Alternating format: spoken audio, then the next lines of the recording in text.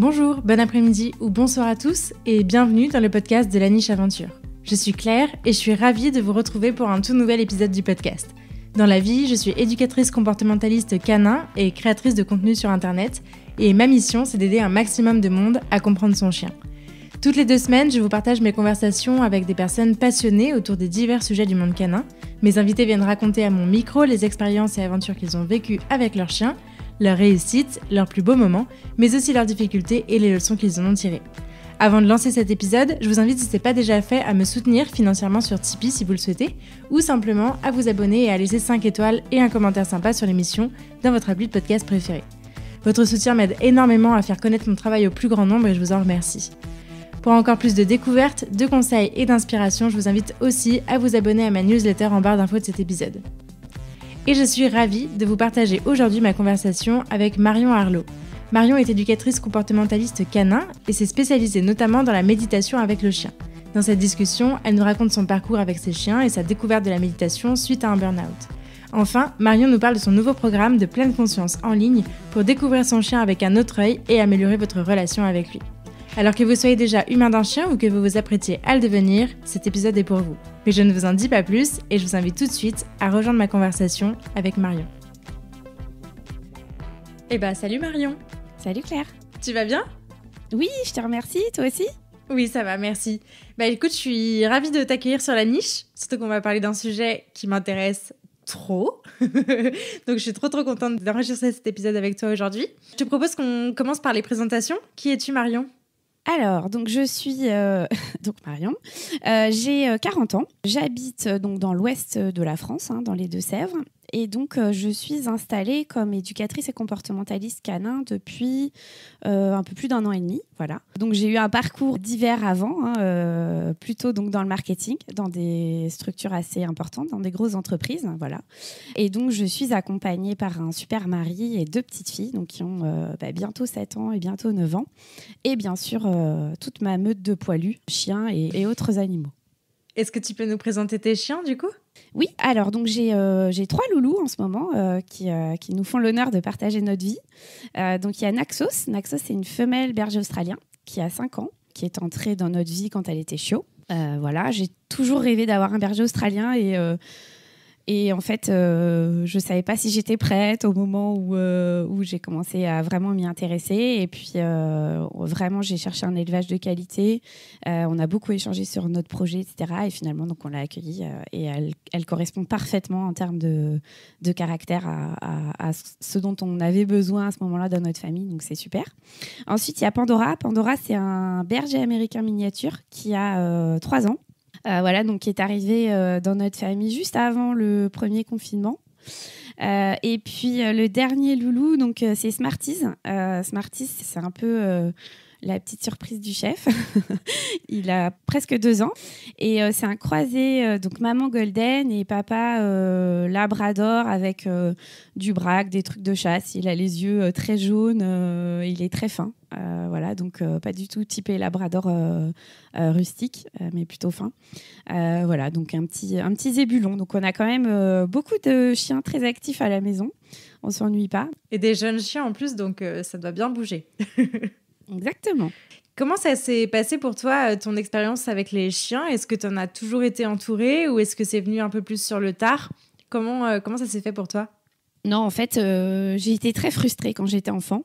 Pour revenir vraiment sur ma plus petite enfance, toute petite, j'étais très attirée par les animaux, mais moi, je viens de région parisienne, donc on habitait en appartement. Il n'était pas question pour mes parents d'avoir un chien. Alors, j'ai réussi à négocier un chat, mais alors, faut voir dans quelles conditions. Je découpais toutes les petites annonces, alors que je savais à peine lire les petites annonces des journaux gratuits pour adopter un chat. Donc, ils ont fini par accepter qu'on adopte un chat dans une structure de protection animale. Donc voilà, donc c'était notre première chatte qui s'appelait Patou, avec qui j'ai beaucoup parlé, je me suis beaucoup confiée. Je pense que j'avais vraiment un lien comme ça avec les animaux assez particulier. Avec les poneys aussi, parce que j'allais beaucoup en colonie de poneys.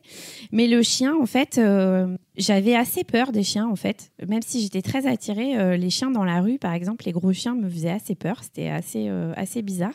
Et puis, mon voisin du dessus avait un cavalier King Charles. Puis quand il s'absentait en fait de chez lui, il nous demandait parfois si on pouvait le surveiller, si on pouvait s'en occuper. Et évidemment, moi, la petite fille, avec plaisir. En plus, un Calais King Charles, c'était tout petit, tout mignon. Donc j'allais m'occuper du chien des voisins, voilà. Donc ça, c'était ma première relation. Après, mon grand-père avait des chiens, mais qui étaient des chiens de chasse. Donc la relation était encore un petit peu différente on va dire, des chiens de compagnie. Donc j'ai vraiment tanné mes parents, ils n'ont jamais cédé, donc j'ai jamais eu de chien dans mon enfance, voilà, à part ce chien du voisin. Et c'est vraiment un pur hasard, donc j'étais étudiante et en parallèle de mes études, je travaillais dans une animalerie le week-end comme caissière. Donc effectivement, j'avais pas forcément le recul que j'ai aujourd'hui sur la vente des animaux, etc. J'avais pas la maturité que j'ai aujourd'hui, mais bon, voilà. Et donc, c'est comme ça que j'ai eu mon premier chien. C'était, entre guillemets, un cadeau.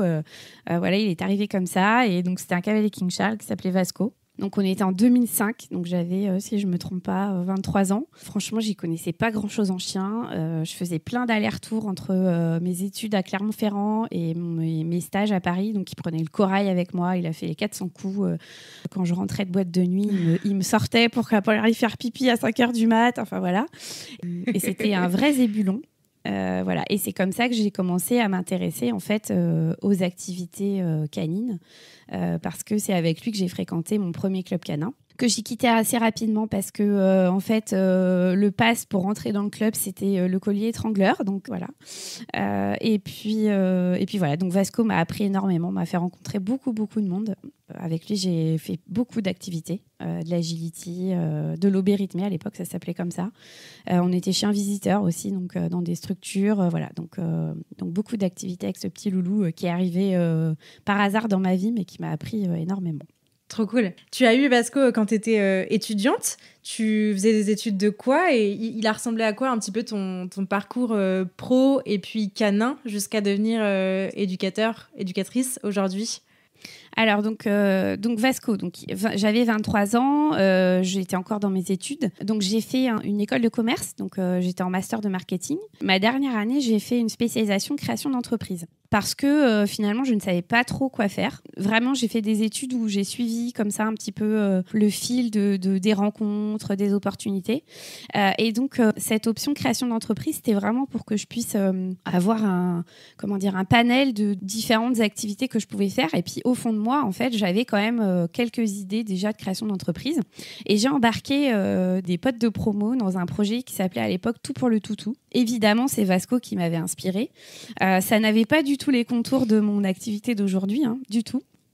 C'était vraiment plus sur de la vente d'accessoires. J'avais imaginé un concept de vente d'accessoires à domicile, un peu sur le modèle des boîtes en plastique, qu'on connaît bien. On avait monté le business plan, j'avais embarqué mes potes là-dedans. Et puis finalement, j'ai pas monté l'entreprise. Voilà, je suis partie sur d'autres projets en sortie d'études, voilà. Mais j'avais toujours ça au fond de moi. Donc c'est resté et c'est clairement Vasco qui m'avait ouvert cette porte, qui m'avait ouvert aux différentes choses qu'on pouvait faire avec un chien et à cette passion. Voilà, donc il faut imaginer que c'était les débuts d'Internet. On n'était pas du tout sur ce qui se fait aujourd'hui.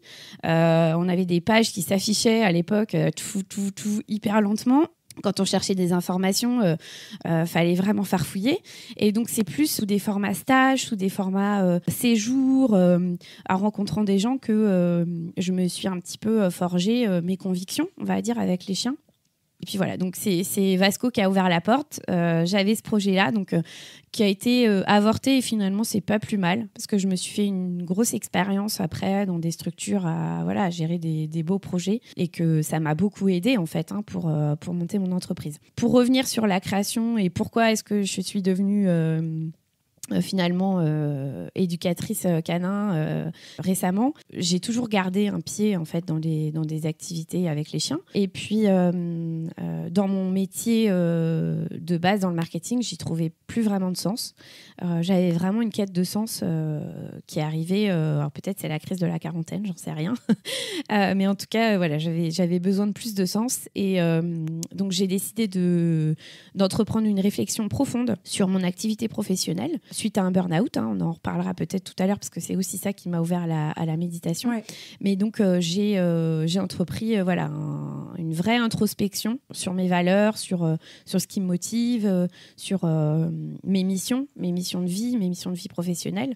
Et puis, du coup, j'ai refait un business plan pour d'autres activités que tout pour le toutou. Je n'ai même pas ressorti d'ailleurs ce business plan qui était complètement obsolète. Mais voilà. Et puis, j'ai regardé un petit peu ce que j'aurais aimé faire, pas faire, etc. Et donc, j'ai repris une formation, même plusieurs, pour d'une part me remettre à jour sur les connaissances scientifiques, sur les méthodes d'aujourd'hui, parce qu'avoir des chiens chez soi c'est une chose, être professionnel du chien ça n'a rien à voir. Il faut beaucoup accompagner, créer des plans d'entraînement, coacher les personnes, ça n'a rien à voir avec le fait de travailler ses propres chiens et de bidouiller à la maison, on va dire. Donc voilà, j'avais besoin de cette remise à niveau, on va dire, avant de me lancer. Et donc voilà un petit peu mon parcours en résumé rapide. Voilà. Donc 15 ans de marketing, on va dire, même un peu plus, et puis cette réflexion pour me lancer finalement. Ok, trop bien. Pour revenir un peu sur ton parcours pro et plus perso, parce qu'on va parler de méditation aujourd'hui. Comment ça s'est fait du coup ? Donc tu nous as dit que tu avais bossé dans le marketing et que c'est parce que tu as eu un burn-out que tu as découvert la méditation, c'est ça ? Est-ce que tu peux nous raconter un peu comment ça s'est passé ? Comment tu as découvert la méditation ? Alors donc effectivement 15 années dans le marketing. En fait ce qui s'est passé c'est que j'ai une amie dont je suis très proche qui est tombée malade, donc gravement malade. Enfin voilà, on a le même âge, elle a une petite fille qui est dans les mêmes âges que mes filles, etc. Et quand elle est tombée malade en fait ça m'a vraiment chamboulée à tel point que je me suis demandé pourquoi tu te lèves le matin. Donc là, j'étais en activité, j'étais entre guillemets à fond, voilà. Moi, j'aimais ce que je faisais quand même. Voilà, j'avais pas de, je m'entendais très bien avec mes collègues, je suis partie en très bons termes, mais j'ai eu ce choc en fait qui m'a fait me poser des questions de ta vie, c'est quoi le rythme de ta vie ? Donc, c'est lever tes enfants, te dépêcher pour qu'ils s'habillent, qu'ils se préparent, que machin, pour que tu les déposes à la garderie, pour que tu ailles vite bosser. Tu travailles. Le midi, je mangeais devant mon ordi parce que le soir, fallait que je parte pas trop tard pour aller chercher mes filles. Donc, à 18h, je partais, je roulais comme une malade, j'allais récupérer mes filles à la garderie, je leur remettais la pression pour que vite, elles aillent se coucher, pour que je puisse rebosser des trucs après. En fait, ce rythme-là, je me suis demandé après quoi je cours en fait. Et c'est vraiment cette maladie qui m'a fait prendre conscience de mais après quoi je cours. Et j'ai beaucoup intériorisé, j'ai pas beaucoup extériorisé tout ça, à tort, parce que clairement ça m'a rongé et ça m'a fait imploser. Donc le burn-out, comment il s'est manifesté chez moi ? Clairement, je l'ai pas vu venir. Je faisais tout pour être la maman parfaite qui préparait les petits goûters maison à ses enfants, la personne parfaite qui faisait faire des balades à ses chiens et des activités qui comblaient tous les besoins, la femme parfaite qui essayait de l'être, et je me suis complètement oubliée. Donc ça se voyait pas du tout en fait. J'étais dans une dynamique portée partout, les projets, le boulot, les machins, tout ça.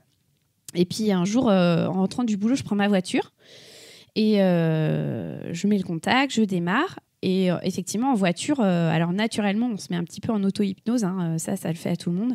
Comme on est en pilote automatique dans sa voiture, c'est là qu'on réfléchit beaucoup. Alors, c'est très productif quand on veut créer des idées, mais quand on rumine, c'est là aussi où on réfléchit beaucoup. Et j'ai été complètement emportée par mes pensées. Et j'ai senti mes oreilles qui bourdonnaient, mon cœur qui s'accélérait, ma poitrine qui s'est serrée. J'ai eu le temps de mettre mon clignotant et j'ai fait un malaise. Et donc, je me suis entre guillemets réveillée avec les pompiers sur le bord de la route qui m'ont demandé comment vous appelez. Je sais pas. Quel jour on est ? J'en ai aucune idée. Je les regarde, je leur dis il fait beau, je pense que c'est l'été. Vous avez une famille ? Je sais pas. Donc voilà, ils ont appelé le dernier numéro que j'avais appelé dans mon portable. Et donc, ils ont dit à mon mari, on l'emmène à l'hôpital. Voilà. Mais moi, en fait, dans ma tête, je faisais un AVC, je faisais un truc physique, quoi, un truc du cerveau. Bon. Et en fait, à l'hôpital, ils ont quand même fait un check-up du cœur, du cerveau, etc. Ils ont fait ce qu'il fallait. Et en fait, c'était une énorme crise d'angoisse et ça s'est matérialisé comme ça parce que j'avais trop intériorisé, en fait. Donc, mon corps, à un moment, mon cerveau, il a dit stop, quoi. Et si bien qu'à l'hôpital, j'ai même pas reconnu, en fait, mon mari. De loin, je me suis dit, je le connais, lui, il me dit quelque chose, mais voilà, je suis vraiment allée loin dans pousser mon corps, en fait, à l'extrême. Là, les médecins m'ont dit, bon, bah là, madame, on vous arrête. Là, il faut faire une pause, parce que ça va plus. Et donc là, j'ai eu vraiment de la chance parce que j'ai été très, très bien entourée. Très bien entourée par des médecins qui m'ont écoutée. Alors, j'ai été bien sûr prise en charge chimiquement aussi, parce qu'il fallait vraiment que mon cerveau se pose, parce que j'étais dans un rythme où je dormais plus, etc. Mais une fois que ça a été mis en place, le psychiatre m'a dit vous devriez vraiment vous orienter vers la méditation. Et en fait, pour moi, c'était un truc de moine bouddhiste perché. Enfin, vraiment, j'étais loin de tout ça parce que j'étais trop dans l'activité, en fait. C'était quelque chose qui allait s'imposer à moi et j'étais pas prête à ça. Bon.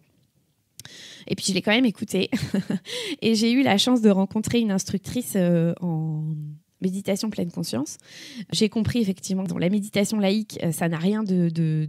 Voilà, c'est vraiment quelque chose qui est éloigné de la religion. Il n'y a pas forcément de lien. On peut pratiquer sans être dans de la religion. Et donc, cette instructrice, je m'inscris dans un groupe pour participer à un programme qui s'appelle MBSR, donc un programme très connu, je pense que c'est mondial même, c'est parce que c'est en anglais. Ça veut dire Mindfulness Based Stress Reduction. Donc c'est en gros la réduction du stress par la pleine conscience. Donc, c'est un programme sur 8 semaines avec une journée après entière en silence et en conscience. Et c'est comme ça en fait que véritablement j'ai commencé à pratiquer parce que c'est vraiment un programme qui invite à la pratique quotidienne, à la pratique autant que possible. C'est pas je vais 1 heure à la salle de sport, je fais mon sport et après j'arrête. C'est vraiment l'intégrer complètement dans son quotidien, dans sa manière de vivre, pour savourer, pour prendre conscience de ce que l'on est, de ce que l'on a et trouver des moyens de gérer ces crises de stress un petit peu, quoi. Donc ça m'a ouvert à des nouvelles routines. Voilà. Et là où je me disais, j'ai pas 5 minutes dans ma journée, en fait, si, on peut en trouver plein des minutes dans sa journée. Et que quand on passe 5 minutes à se poser, en fait, on gagne derrière une productivité de dingue aussi, quoi. Donc c'est ça aussi que j'ai appris. Et puis après, j'ai continué avec d'autres programmes, des retraites. Et puis j'ai été supervisée par un instructeur en méditation pleine conscience pour continuer à pratiquer et puis pour le projet dont on va peut-être parler après, qui est lié aussi à mon activité de pro du chien, quoi. On est en quelle année quand tu fais ton burn-out et que tu découvres la méditation ? On est pas si loin que ça, on est en 2019, donc c'est assez récent. Okay. Après, je pense que clairement, là, j'ai vraiment structuré, et j'ai découvert et j'ai structuré, mais j'avais beaucoup de pratiques qui étaient assez intuitives depuis très longtemps, notamment avec mes chevaux, parce que j'ai pas parlé d'eux, mais ils sont très importants. Donc, j'ai 2 poneys Highland qui m'accompagnent depuis de longues années maintenant, qui sont à la maison, donc c'est une grande chance. Et les chevaux sont très ancrés, en fait, dans le présent. Génial. En plus, c'est des poneys très posés, qui ont un tempérament comme ça assez, on dit un peu froid dans le milieu du cheval, et qui du coup, avec cet ancrage, déjà, naturellement, en fait, les chevaux, ils invitent à poser notre cerveau et à savourer le moment présent. Donc, je pense que c'était quelque chose qui était intuitif, mais qui n'était pas cadré depuis très longtemps. Voilà. Ouais, c'est intéressant parce qu'en plus, c'est vrai que le cheval a ce côté... T'es obligé d'être là, en fait, quand t'es avec des chevaux à côté de toi, parce que, mine de rien, ne serait-ce que parce que, un cheval qui te bouscule, en fait, peut te faire très mal, plus qu'un chien qui te bousculera le genou. Mais je trouve qu'il y a un truc très apaisant, et puis ils vivent à un rythme assez lent. Enfin, je veux dire, ouais, je comprends cette histoire de connexion là dont tu parles. J'ai du mal à mettre des mots dessus, mais je vois très très bien ce que c'est juste d'être au contact d'un cheval et de caresser un cheval, à quel point c'est déjà apaisant et reconnectant à l'instant présent, quoi. Complètement, c'est exactement Trop ça. bien. En plus, ils vivent beaucoup avec les saisons. Ça, c'est quelque chose... Alors moi, j'aime bien quand j'ai des clients qui viennent là, on va assez souvent voir mes chevaux. Les chevaux, donc, ils ont une sensibilité à la lumière, à la température, à l'humidité, qui fait que leur corps s'adapte à tout ça. C'est assez drôle de voir. Alors moi, mes chevaux, ce ne sont pas les mêmes l'été et l'hiver. Ils sont vraiment différents. Là, on est en hiver, ils ont une toison, mais qui est incroyable. On met les doigts, on voit pas nos doigts tellement les poils sont épais. Ils ont du coup pas du tout le même regard. Ils ont un souffle qui est très chaud par rapport à l'été où du coup ils sont à la même température. Là, quand on met nos mains, ça nous réchauffe et tout ça. Donc, je trouve que pour ancrer dans la réalité, les chevaux, ils sont assez incroyables. Alors, j'adore la compagnie des chiens pour méditer, mais les chevaux, c'est vrai qu'on n'a pas besoin de monter dessus. Leur présence est suffisante. Moi, j'ai beaucoup bourlingué avec mes chevaux. J'ai beaucoup fait d'activités aussi avec eux. Mais aujourd'hui, je monte très peu. Et en fait, ça me va. Pour moi, c'est OK parce que vraiment, leur présence, même brosser un cheval, c'est quelque chose, si on est vraiment conscient, qui est assez incroyable. C'est une thérapie aussi, les chevaux. C'est clair, c'est clair. Trop intéressant. Franchement, pour revenir à la méditation... Ok, donc tu nous as dit que tu as vraiment découvert cette méditation. Ce qui est intéressant, c'est que c'est un psychiatre, du coup, qui t'en a parlé. Oui, exactement. Le psychiatre, c'est assez drôle parce que effectivement, je m'attendais pas à ce qu'un médecin m'oriente vers ça. Je pense que c'est aussi des questions de sensibilité, c'est-à-dire que cette personne-là, c'est quelqu'un qui est assez sensible à ça. Finalement, quand on fait un burn-out, pour se reconstruire, il n'y a pas 50 000 solutions, entre guillemets. Donc, on a un suivi, bien sûr, thérapeutique, un suivi médical au sens médicaments si on en a. Mais de toute façon, il faut quand même avoir un accompagnement avec une thérapie. Et donc, voilà, la méditation peut faire partie dans certains cas, en tout cas pour moi, vu que c'était une gestion du stress et le fait de ne pas réussir à me poser, ne serait-ce que pour respirer normalement. En fait, je me rendais compte que quand je respirais, je ne respirais pas. Il y avait très peu de mouvements dans mon corps de respiration. Et ça, c'est déjà un signe qui est...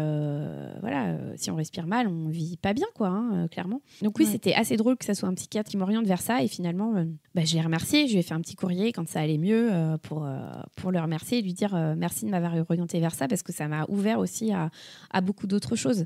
Donc, quand je pratiquais, en fait, moi, très naturellement, j'avais envie d'être dehors.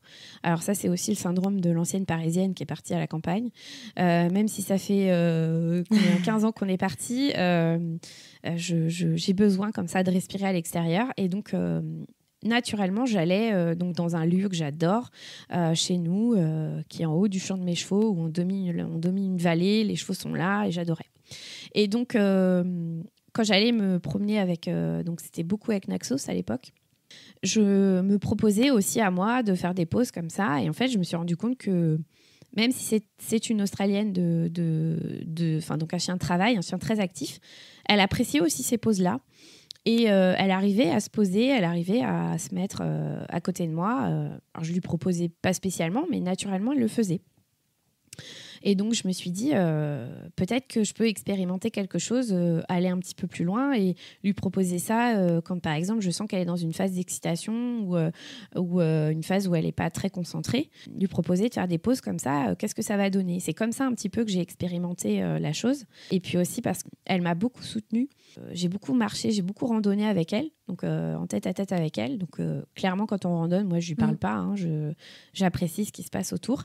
Et du coup, voilà, j'avais envie aussi de pouvoir la remercier, poser mon cerveau et me connecter vraiment avec elle, me poser avec elle. C'était un moyen aussi de la remercier. En tout cas, dans ma manière de pratiquer, je fais beaucoup de pratiques autour de la gratitude où du coup, je vais savourer, me remercier de respirer, de pouvoir marcher, de pouvoir vivre, de pouvoir voir, de pouvoir toucher des choses et la remercier, elle, d'être... finalement avec moi à mes côtés, de me soutenir, de me supporter aussi, voilà, d'être joyeuse parce que du coup ça fait beaucoup de bien. Et en tout cas, c'est vraiment des moyens, des moments que elle apprécie. Donc maintenant, c'est même mes filles, ça me fait vraiment rire parce que donc la plus grande, elle est très très connectée avec Naxos et des fois je la vois, elle prend le tapis de yoga, elle prend un petit coussin et elle dit maman, je vais méditer dans le jardin avec Naxos. Et donc, je les vois toutes les deux assises sur le tapis de yoga. Voilà. Et en fait, elle ne sait pas ce que c'est méditer, mais elle va juste s'asseoir. Je pense qu'elle lui parle. Enfin, voilà, je n'interfère pas dans ça. Du coup, je ne lui demande pas. Elle fait son petit moment avec elle. Mais en tout cas, ça a fait un petit peu... ça leur a montré un petit peu qu'on pouvait aussi faire ça. On n'est pas obligé, en tant qu'enfant, de faire que jouer et faire des choses d'excitation avec son chien. On peut aussi se poser. Carrément, c'est trop cool. C'est trop bien. Alors, du coup, depuis le début là qu'on parle de méditation, on n'a pas encore défini vraiment ce que c'était. Et c'est très difficile comme exercice de définir ce que c'est que la méditation. Mais est-ce que ça te dirait d'essayer de décrire peut-être pour les auditeurs qui ne verraient pas du tout ce que c'est, l'intérêt, comment ça se pratique, qu'est-ce qu'on y fait parce que je pense que souvent les gens ont en tête on s'assoit et on fait rien, alors qu'en fait, on ne fait pas rien, il se passe plein de choses. Est-ce que ça te dirait qu'on essaie de définir ce que c'est que méditer ? Alors, je vais avoir du mal à donner une définition. En tout cas, je peux donner ma vision. Effectivement, c'est difficile. Ouais. En plus, c'est quand même une pratique qui est ancestrale. Donc, effectivement, c'était quelque chose qui était pratiqué par des religieux et qui était finalement une reconnexion à son intérieur, un petit peu. Moi, aujourd'hui, alors, la manière dont je la pratique et la manière dont je la propose quand je fais des accompagnements avec mes clients, c'est surtout apprenez à savourer, apprendre à prendre conscience de notre corps, de comment il est à l'instant où on se pose.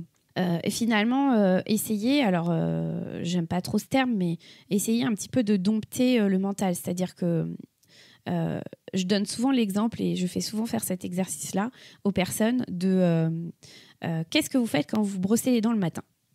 Est-ce que vous êtes vraiment en train de vous brosser les dents ou est-ce que vous êtes en train de vous brosser les dents, préparer le sac de vos enfants, penser au mail que vous devez envoyer dans 30 minutes absolument, au bouchon qu'il va y avoir sur la route.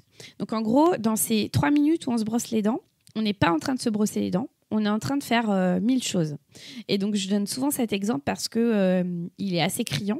Alors, dans les activités avec son chien, c'est la même chose. Hein. Quelqu'un qui va se promener et qui passe un coup de fil à une personne, il est en train de faire 1000 choses. Il se promène avec son chien, mais au final, il ne se promène pas avec son chien. Donc, cette histoire de brosse à dents, moi, je vous invite à changer de main. Si vous êtes droitier, brossez-vous les dents demain matin avec la main gauche. Et essayez de vous concentrer sur chaque dent que vous êtes en train de brosser pour prendre conscience du mouvement de la brosse à dents, de est-ce que j'ai des douleurs dans la bouche, est-ce que c'est agréable ou pas, est-ce que c'est super doux après quand je passe ma langue. Vraiment de passer ces 3 minutes à être conscient de ce qu'on fait. Et donc, moi, c'est vrai que je parle presque plus de pleine conscience que de méditation, mais méditation, c'est un mot qui est plus connu, entre guillemets. Mais en tout cas, pour moi, c'est vraiment être conscient, être pleinement présent à ce qu'on fait. Et pourquoi est-ce que je trouve que c'est important de l'être avec nos chiens ? C'est que eux, ils sont là, en fait. Ils sont tout le temps là. C'est-à-dire qu'ils ne sont pas en train, eux, de prévoir la balade qu'ils vont peut-être avoir dans 2 heures. Ils ne savent pas ça. Peut-être que oui, s'ils ont une sensation de faim, ils se disent mince, dans combien de temps ma gamelle elle arrive, mais en tout cas ils sont vraiment là, ils sont pas en train de ressasser des trucs qui s'est passé hier. Et du coup je pense que vraiment en tant qu'humain accompagnant de chiens, on se doit aussi d'être là avec eux et de pas être en train de faire 1000 choses. Donc on peut avoir une journée très chargée, mais on peut aussi se dire bah ok, là je vais passer 10-15 minutes vraiment pleinement avec mon chien et avec des toutes petites pratiques, on peut déjà commencer à faire des choses. La première étape, c'est je prends conscience de ok, en fait, je suis pas pleinement présent avec mon chien. Qu'est-ce que je peux changer pour l'être un petit peu plus ? Et comment je peux ancrer ça un petit peu dans mon quotidien. Donc effectivement, il y en a beaucoup qui pensent que c'est s'asseoir et ne rien faire. Moi, je propose beaucoup de pratiques en mouvement. Donc, beaucoup de pratiques en marche. Je ne vais pas tout dire, mais quand j'anime des journées ou des week-ends, des fois, je propose des pratiques qui sont un peu, qui sortent un peu du moule. Donc, je ne vais pas tout dire, mais on peut se mettre pieds nus, on peut faire des choses vraiment différentes pour ressentir les choses, tout en étant avec son chien et ressentir ce que lui aussi sent sous ses petits coussinets parce qu'il n'a pas de chaussures. Voilà, essayer de faire des choses un petit peu différentes pour être vraiment pleinement là. Donc, j'ai pas trop de définition, mais pour moi, c'est pas trop le truc de je vais m'asseoir et rien faire. C'est plutôt commencer à prendre conscience des moments présents et à savourer, en fait. Parce qu'il peut y avoir plein de moments dérangeants, mais si on note tous les petits moments super cool qu'on peut savourer dans une journée avec notre chien, on est déjà un premier pied dans prendre conscience des choses, quoi. Voilà. C'est clair. Il y a un truc hyper intéressant dans ce que tu viens de dire, c'est s'entraîner à ressentir des petites choses, à être plus conscient. Moi, par exemple, je médite beaucoup avec une application de méditation guidée et en fait, souvent, c'est ce truc-là qui est mis en avant. Et moi, c'est comme ça que j'ai découvert la méditation. Ça fait, je crois que je médite depuis 2015, quelque chose comme ça. Donc, ça fait une petite paire d'années maintenant. Et ce que j'ai beaucoup aimé, c'était le côté... Effectivement, tu parlais de la spiritualité au départ et du fait que ça pouvait être lié à une religion. Moi, je ne l'ai pas du tout découvert dans ce sens-là. Comme toi, je l'ai découvert plutôt dans un mood de développement personnel, tu vois, dans cette ambition-là.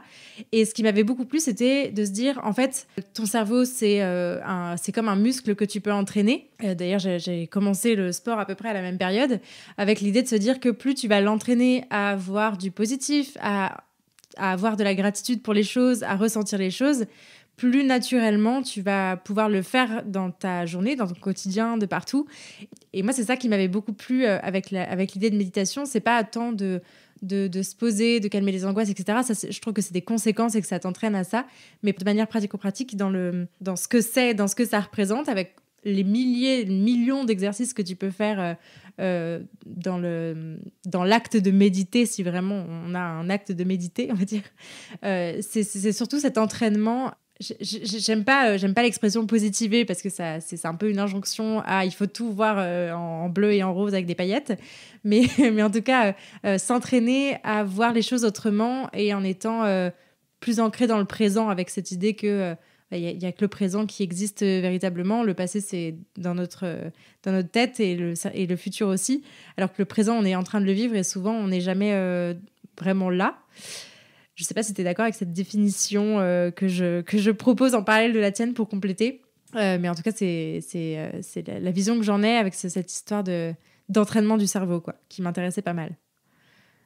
Alors, je suis complètement d'accord. Effectivement, quand on commence à pratiquer en étant guidé, au début, on entend la voix et puis on ne comprend pas pourquoi d'un coup on pense à autre chose. On est en train de penser à est-ce que j'ai bien mis tel truc dans le sac de mon enfant ce matin ou des choses comme ça. Et finalement, après, on se raccroche à la voix. On continue. Alors vraiment, hein, ça c'est par expérience au tout début. On se raccroche à la voix et... moi, clairement, au début, je m'en voulais. Je me disais, mince, j'ai décroché. C'est dommage, tout ça. Donc, je me flagellais un petit peu comme ça. Et puis, finalement, ensuite, j'ai compris qu'effectivement, c'est un vrai entraînement. C'est-à-dire que ramener à chaque fois sa conscience dans ce qu'on est en train de faire et non pas... finalement laisser s'éparpiller, c'est un entraînement. Et à chaque fois, je me dis plutôt que c'est une opportunité de ramener ma conscience, de ramener ma présence et de gentiment, en fait, sans me flageller maintenant, me dire, ok, reviens à ce que tu étais en train de faire. Ok, tu t'es déconcentré sur ta respiration pendant peut-être 2-3 respirations, tant pis, reviens. Ok, c'est super, t'es revenu. Donc ça, c'est effectivement, je partage complètement. Et après, sur... ce que tu disais de savourer le positif et d'observer le positif, je suis complètement d'accord. Je vais donner un exemple très concret. Dans ma vie perso, avant le chemin entre l'école et la maison, j'étais très pressée parce que je savais tout ce qu'on avait à faire et du coup je voyais pas ce qu'il y avait autour. C'est-à-dire qu'en voiture, je ramenais mes enfants et on rentrait et en gros je sais même pas si je regardais la route maintenant quand on y pense, mais bon voilà, on rentrait et voilà. Maintenant en fait, si je vois une belle lumière, du soleil qui se couche par exemple, parce qu'en ce moment on rentre à l'heure où le soleil se couche, ou je vois je sais pas moi une buse, ou je vois un fossé qui est rempli d'eau, et ben en fait on va s'arrêter, on va descendre de la voiture et on va regarder. Et c'est un petit peu ça quand tu dis essayer d'observer des petites choses positives, c'est que on a plein de choses autour de nous qui sont accessibles. Et donc la présence de nos chiens en fait partie, hein, clairement, mais on a plein de choses qu'on peut savourer. Et en fait c'est quoi, c'est 2 minutes de descendre de la voiture et d'observer. Dans une journée, 2 minutes c'est rien. Et quand je disais en préambule que moi, c'est mon ami qui est tombé malade qui m'a fait prendre conscience aussi de tout ça, c'est qu'en fait, on n'est pas effectivement immortel et que si on ne savoure pas aujourd'hui, on va savourer quand en fait. Donc, je pense que c'est encore plus prégnant dans la relation avec nos chiens parce que nos chiens, malheureusement, ils partent plus vite que nous et qu'on ne peut pas récupérer les moments qu'on n'a pas passés avec eux pleinement. Ils sont passés, quoi. Hein, voilà. Donc, c'est encore plus vrai, je trouve, ce que tu dis avec nos chiens, c'est que savourer le positif avec eux, sachant que leur vie est courte, c'est encore plus intéressant et il faut le faire, quoi, effectivement. Oui, c'est exactement ça. Et du coup, pour en revenir à la méditation avec son animal, son chien là en l'occurrence, c'est quoi l'intérêt selon toi? Donc au-delà donc on l'a dit de voir le positif, en tout cas de profiter du fait qu'il soit là, qu'il soit avec nous et d'en être reconnaissant, on va dire. Est-ce que tu vois d'autres intérêts à méditer avec son chien? Est-ce que donc toi, je sais que tu le proposes, c'est une activité que tu proposes à tes clients sous diverses formes. Qu'est-ce que ça peut apporter selon toi de méditer avec son animal? Donc, moi, j'y vois plusieurs apports. Le premier apport, je vais parler du chien. Tout à l'heure, on a parlé des chevaux qui étaient très ancrés, mais donc je vais parler du chien. Beaucoup de personnes proposent des activités avec leur chien qui sont plutôt des activités, j'ai envie de dire activités actives, des choses qui les mettent en éveil, qui les mettent en mouvement, voilà. Donc, même les activités intellectuelles, ça reste quand même preneur d'énergie. Donc, c'est très, très bien. Hein, et je dis pas qu'il faut pas en faire. Je dis juste que dans l'équilibre de la relation, parfois, on peut aussi proposer des choses plus calmes à son chien parce que d'une part ça peut être très intéressant pour lui en termes de ressources, de savoir qu'il y a des moments où il peut se poser à côté de son humain sans avoir à faire quelque chose, hein, sans avoir à chercher un jouet d'enrichissement, sans avoir à proposer des choses, sans avoir à être actif. Ça peut aussi lui faire du bien au niveau du cerveau. Donc ça, c'est la première chose pour le chien. Clairement, il y a des chiens qui ils trouvent une vraie ressource. Alors moi, je l'ai expérimenté avec mes chiens, mais après, je me suis dit, est-ce que c'est les miens qui sont comme ça? 1, 2, 3, ça faisait beaucoup. Et du coup, j'ai pu aussi expérimenter avec les chiens de mes clients et même des chiens actifs, même des borders qui font de l'agility, qui font de l'obéissance, qui sont plutôt très sollicités. Ils apprécient aussi ces moments-là. C'est assez surprenant, hein, la plupart du temps pour les personnes. Ils se disent non mais mon chien il va jamais réussir à se poser, c'est pas possible. Et ben en fait, finalement les chiens, d'une part ils y arrivent et d'autre part ils apprécient, ils savourent aussi ces moments-là. Donc je donne souvent cet exemple à mes clients. Si on fait une balade, on va dire 30-45 minutes. On fait 20 minutes de balade. Alors, si le chien est en libre, il farfouille, il sniffe, il s'amuse, etc. Et puis, au bout de 20 minutes, on peut se trouver une souche, un banc, un endroit, peu importe, même au sol. Moi, je m'en fiche d'avoir les fesses mouillées, le pantalon mouillé. On se pose et on lui propose une pause. Alors, au début, ils vont pas comprendre. Ils vont se dire, oh là là, mais qu'est-ce que c'est que ce truc? Ils vont venir nous lécher les oreilles, venir nous gratter un peu, venir s'activer, ou ils vont pas se poser, ils vont continuer à renifler. On peut les attacher, hein, on les rattache en longe par exemple pour quand même leur suggérer un petit peu plus de se poser. Et puis naturellement en fait, si on leur propose très régulièrement ça, c'est comme un entraînement, hein, on l'a dit tout à l'heure, l'entraînement du cerveau humain, c'est aussi de proposer ça aux chiens et à partir du moment où ils comprennent que ça devient une ressource, que c'est un moment où ils peuvent se poser, et ben franchement après ils kiffent quoi.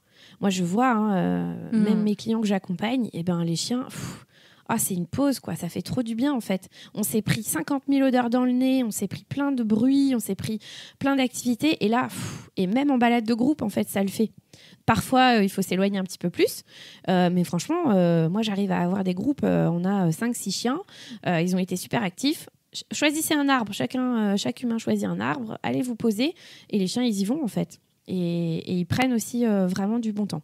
Donc ça, c'est vraiment le côté, on va dire, l'apport pour l'animal, lui apprendre à se poser et du coup à profiter du fait qu'on soit pleinement présent avec eux. Donc ça, c'est la première chose. Et alors pour l'humain, on a vraiment ce qu'on a dit au départ de voir le positif, de poser son cerveau. Et moi, je l'utilise aussi de plus en plus avec les personnes qui ont des chiens qui rencontrent des difficultés, type sensibilité, réactivité, anxiété. En fait, ça fait beaucoup de bien aux personnes. Alors, c'est souvent sous forme d'audio. Donc, soit en live quand je suis présente avec, soit je leur envoie des audios après le bilan, par exemple, je leur envoie des audios.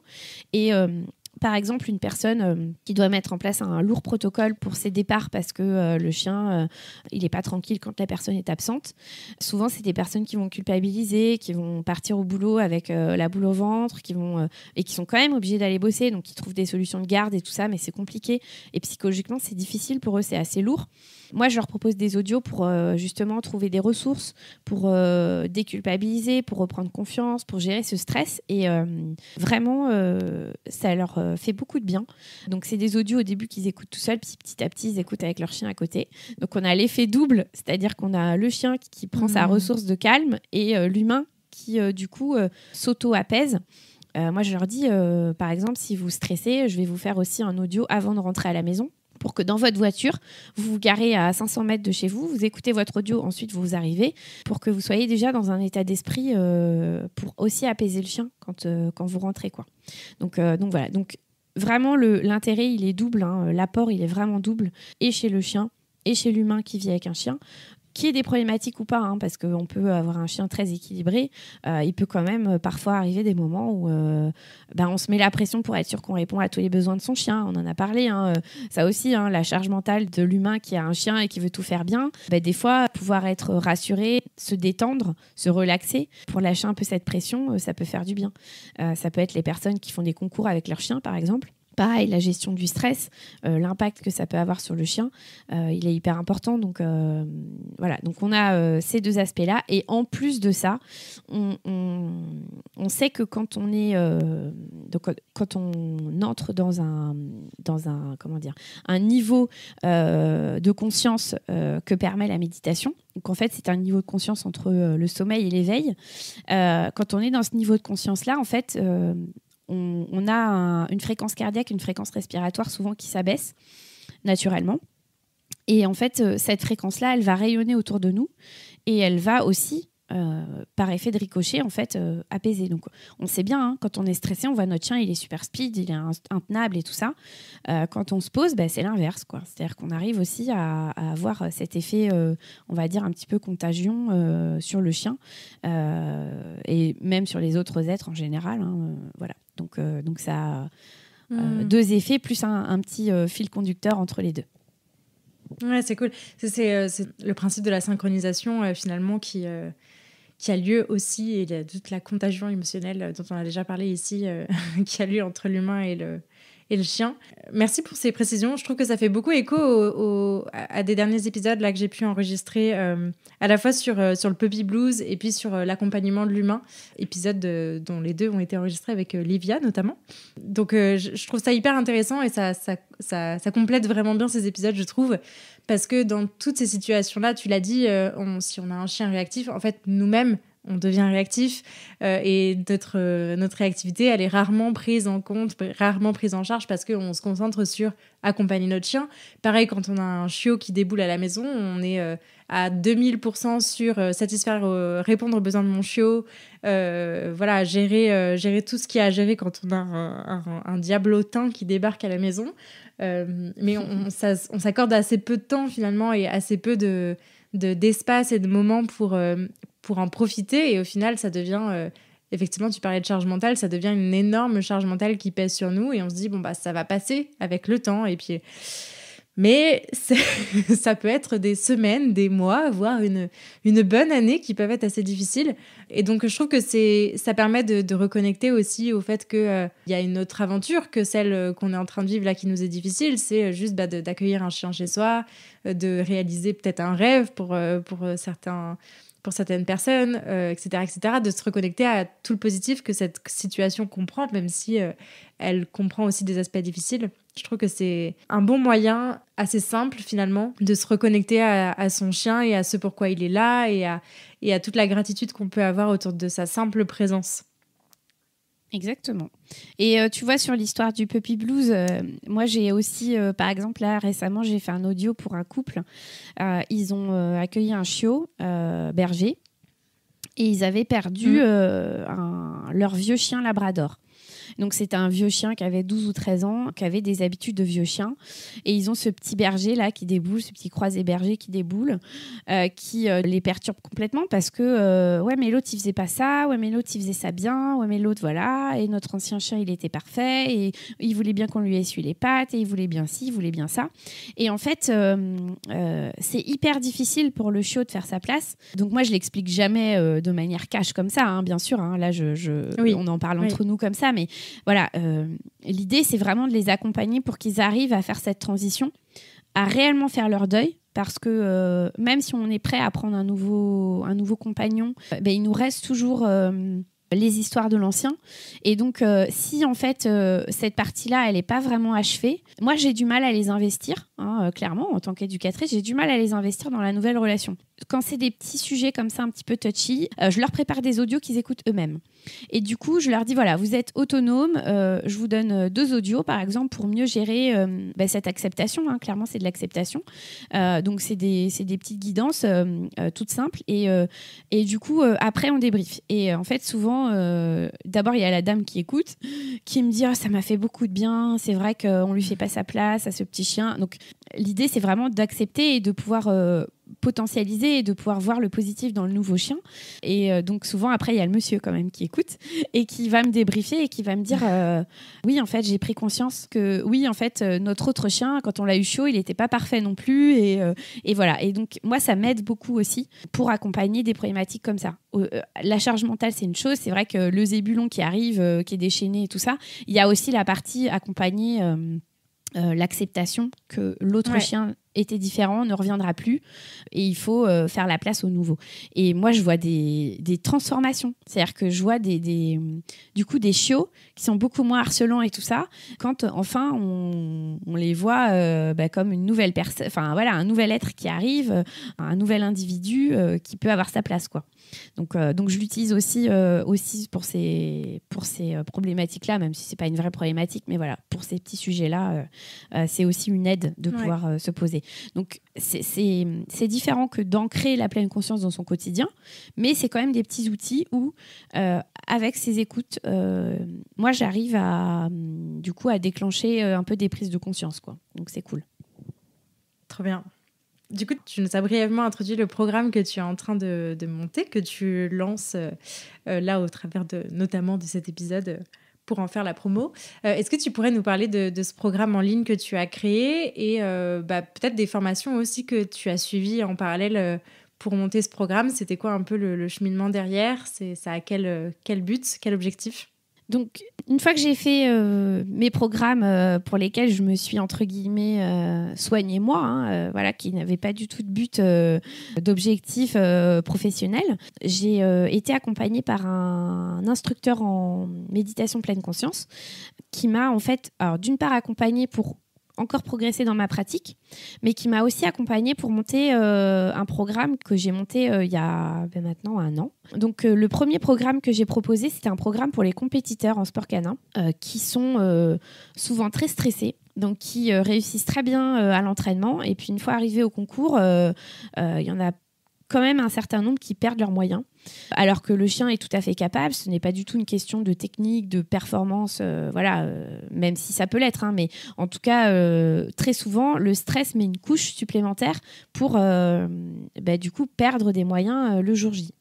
Et donc je me suis intéressée plutôt à cette problématique de gestion de stress parce que pour moi, c'était entre guillemets le sujet le plus facile à aborder avec des techniques de relaxation, de méditation pleine conscience. Donc l'instructeur m'a aidée à monter ce programme-là. Donc c'était un programme avec 6 visios de 2 heures, donc des visios entre guillemets en présentiel, c'est-à-dire que c'était vraiment des visios participatives. D'accord ? Donc j'animais effectivement avec des guidances, mais on avait aussi des moments de partage, des échanges, je leur donnais des exercices à faire entre les séances. Donc on s'est retrouvés comme ça en visio. Et puis une journée entière de pratique, donc cette fois-ci en présentiel, tous ensemble. C'est là que donc il y avait 6 participantes, il y avait que des femmes, avec que des chiens très actifs, puisque c'était des chiens qui sortaient en concours, hein, certains même à haut niveau. En plus, j'ai eu la grande chance, parce que c'était un groupe belge, donc j'ai eu la grande chance d'aller animer ce groupe en Belgique. J'ai adoré, j'ai eu un accueil extraordinaire et c'était vraiment génial. Suite à ça, donc, j'ai proposé un programme pour les personnes qui ont des chiens sensibles, donc sensibles et réactifs. Et ce programme-là, c'était aussi en visio, sans journée en présentiel, parce qu'avec des chiens réactifs, c'est difficile, hein, notamment des chiens réactifs chiens ou sensibles environnement, etc. Donc là, c'était uniquement des visios. Donc pareil, où les personnes étaient présentes et donc il y avait des exercices à faire entre les séances. Donc c'était super chouette cet effet groupe.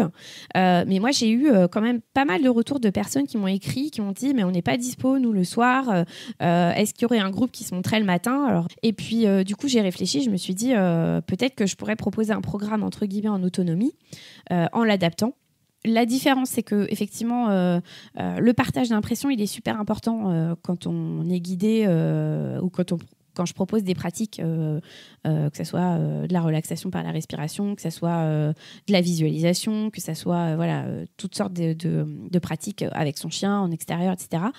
Le débrief, il est super important. Donc, j'avais peur de manquer un petit peu ça. Et finalement, donc, j'ai monté un programme où, quand on rentre dans le programme, on peut exprimer ses ressentis. Ça, c'est quand même important. Exprimer ses ressentis. Alors, d'une part, avec des outils d'écriture, de dessin. Et d'autre part, on peut partager aussi sur un groupe Facebook. Donc voilà. Donc le programme que je propose là, qui vient juste d'être lancé, c'est un programme donc sur 8 semaines. Chaque semaine, en fait, il y a des audios, des petits exercices, des petits défis dans la semaine. Et c'est vraiment, d'une part, des exercices vraiment basés sur la méditation pleine conscience, mais pas que. Il y a des choses autour du développement personnel, il va y avoir des choses autour d'activités à faire avec son chien ou sans son chien. Et l'idée, c'est qu'au fil des semaines, en fait, petit à petit, on voit son chien avec un autre œil, qu'on apprécie ce qu'il est, comment il est, qui il est, sa personnalité, qu'on apprenne vraiment à découvrir qui il est, parce que on peut souvent mettre des étiquettes en fait sur notre chien. Mon chien il est hyperactif, il est ci, il est ça, et finalement quand on creuse un peu, quand on va fouiller un petit peu au fond, et ben on peut le voir vraiment différemment avec d'autres facettes, effectivement comme tu disais tout à l'heure, un peu plus positives. C'est vraiment l'objectif, c'est renforcer sa relation, c'est l'objectif du programme. Découvrir son chien avec un autre œil, grandir soi-même pour pouvoir découvrir son chien un petit peu différemment. Donc voilà, donc il y a des pratiques au maximum avec le chien à côté et des pratiques qui peuvent se faire sans chien et puis vraiment des petits exercices à faire dans chaque semaine, il y aura des petits exercices à faire. Avec un groupe Facebook où du coup les personnes pourront exprimer si elles ont envie leur ressenti. Et puis, moi, je serai toujours accessible par mail. Voilà, s'il y a des difficultés, il n'y a aucun souci, je serai accessible, on peut m'écrire. Et puis après, l'idée, c'est que comme je propose régulièrement des journées ou des week-ends, alors avec la partie méditation pleine conscience et aussi que je mixe avec des activités de flair, notamment le man training. L'idée, c'est que ces personnes-là, si elles le souhaitent, elles pourront venir participer et du coup, je leur proposerai un petit tarif préférentiel parce qu'elles ont participé au programme et que du coup, l'idée, c'est de créer un petit peu une dynamique autour de ça, quoi. C'est hyper intéressant et franchement, j'ai trop hâte de tester le programme. Ça va être très très chouette, je crois. Et c'est trop bien, c'est un super projet et c'est vraiment très cool. Donc bravo à toi et merci d'avoir eu cette idée et de nous livrer ça. C'est vraiment très cool et hyper inspirant. Alors moi, c'est vrai que j'y ai mis beaucoup de cœur, j'y ai mis beaucoup de... Ouais, vraiment beaucoup de cœur. Parce que l'énergie, on la trouve toujours. Là, j'y ai mis beaucoup de moi, en fait. Alors, c'est pas du tout, je suis pas du tout un but de ma personne quand je dis ça. Je dis juste que j'ai réfléchi à comment moi je vivais les choses pour pouvoir vous les transmettre aux personnes qui vont participer. Et il y a vraiment un cheminement en fait. Donc bien sûr que je me suis inspirée des programmes que j'avais déjà pu animer. En plus en réel, c'était une vraie chance parce que j'avais les feedbacks tout de suite. Donc ça, c'était super cool. Mais du coup, le proposer en autonomie, je sais que c'est encore différent. Donc là, c'est de pouvoir avoir un programme en autonomie, mais je vous prends quand même par la main. Il y a beaucoup de moi dans le programme, voilà. Donc j'espère que ça plaira aux personnes qui vont participer. Et puis que du coup, il y aura des partages entre guillemets entre les participants. C'est un peu l'objectif aussi, quoi.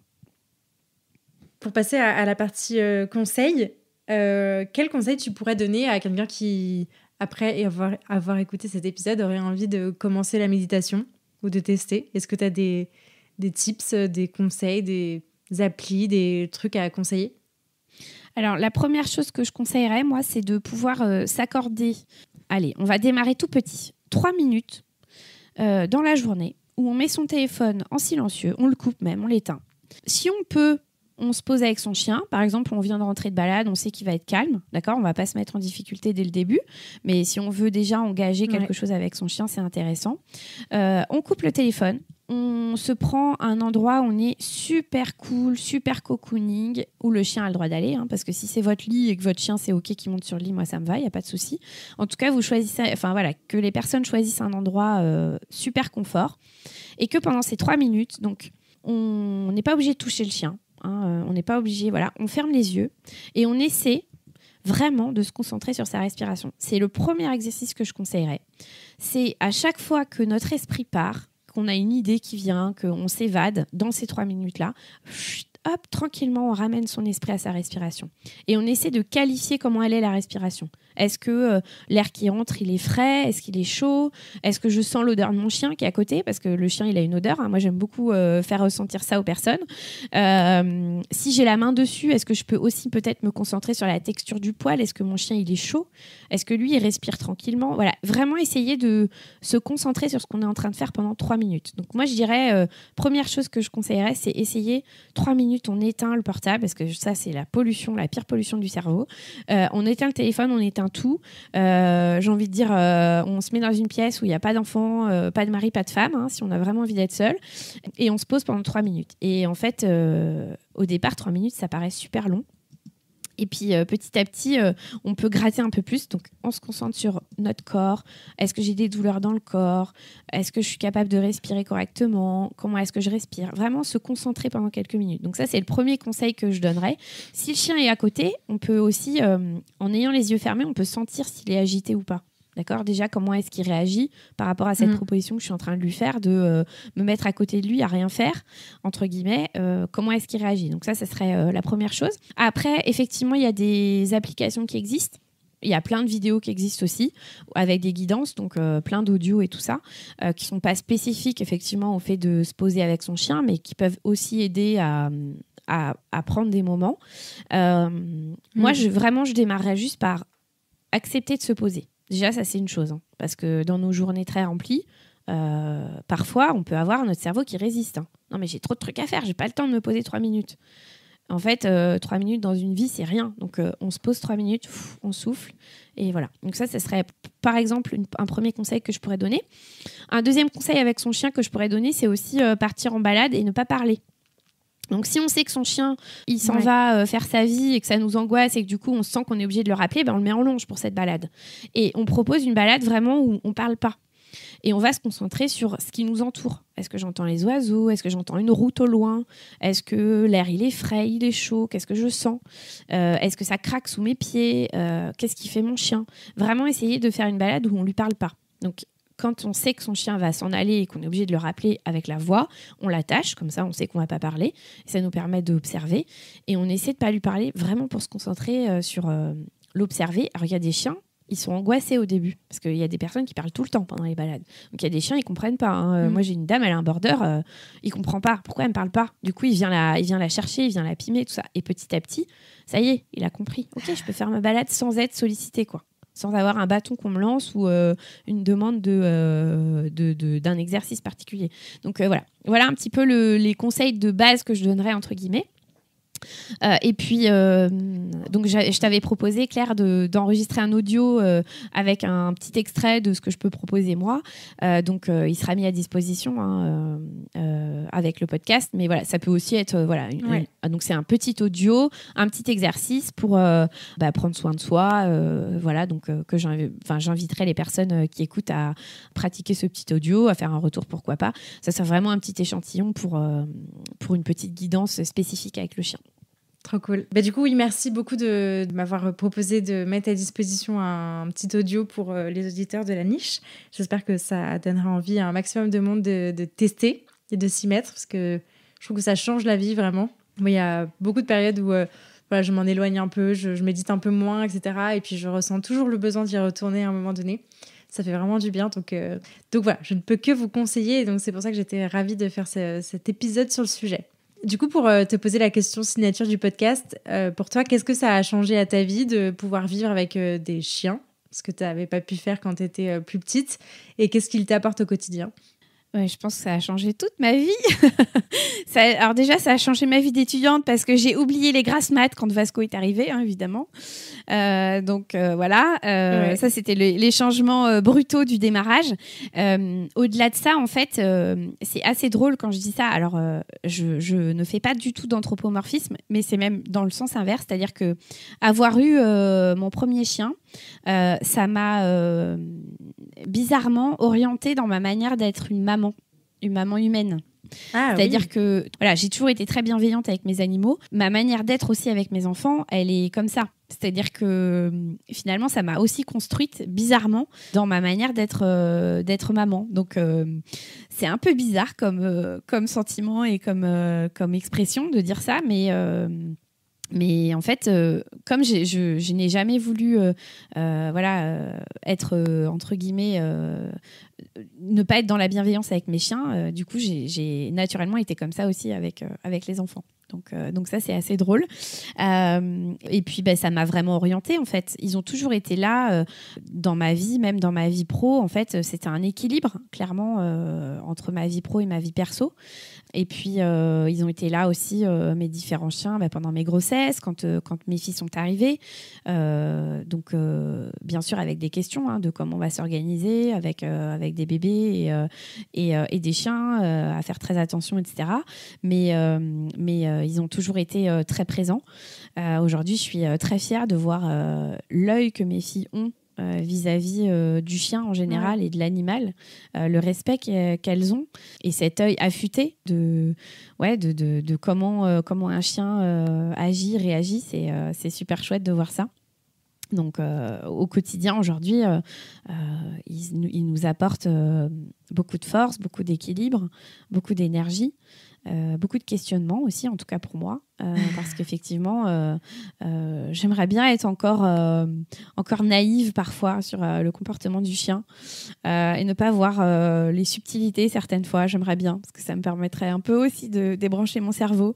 Ouais. Et quand je vois un chien qui réagit bizarrement dans la rue, j'aimerais bien couper un peu mon cerveau de nos chiens heureux et revenir juste Marion, un peu plus naïve sur le sujet, mais voilà, ils nous font grandir, ils nous font, moi en tout cas, et ils me guident beaucoup. C'est des vrais guides, mes chiens, aujourd'hui, dans ma vie, quoi, dans mes choix de vie, dans mes choix professionnels, dans même l'orientation que je donne à mon entreprise. C'est vraiment des guides. Génial, c'est trop beau. J'aime beaucoup ça. Et du coup, ça fait le lien avec les ressources. Est-ce que tu as des ressources que tu aimerais partager à nos auditeurs ? Juste avant de te poser la question, ce que tu viens de dire, moi, m'amène à un livre que j'ai lu il y a assez longtemps, quand Charlie est arrivé, je crois, qui s'appelle « Mon chien, mon gourou » de Gilles Moutonnet. J'en avais déjà parlé sur le podcast et je crois que c'est une bonne introduction au sujet d'aujourd'hui, sur la méditation, à quel point nos chiens peuvent être des guides et peuvent nous permettre de nous reconnecter à l'instant présent. Voilà, je place ça là. Si ça vous intéresse d'aller le lire, je ferai peut-être un épisode sur la série Reco. Mais voilà, est-ce que toi, il y a des ressources que tu aimerais partager à nos auditeurs ? J'aime beaucoup, peut-être que tu en as déjà parlé aussi sur la niche, le livre de Mathieu Ricard, Plaidoyer pour les animaux. Ouais. Que j'invite à découvrir. Après, sur la pure pratique de la pleine conscience, comme je disais, il y a beaucoup d'applis, beaucoup d'audio qui existent.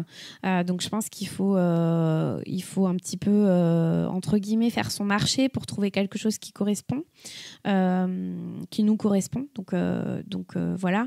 Après, il y a le Mentor Show, où il y a quand même pas mal d'interventions il y a notamment Christophe André, qui intervient, qu'on peut aussi écouter. Après, c'est payant, donc voilà, faut pouvoir financer. Mais on peut trouver quand même pas mal de ressources gratuites. Après, on a notre ressource principale, c'est notre corps.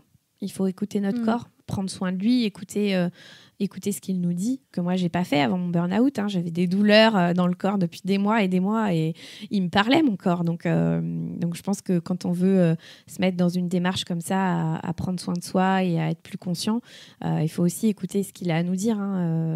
Donc voilà. Donc en conseil, ce bouquin-là que je trouve bien, et puis après des ressources sur Internet de diverses sortes.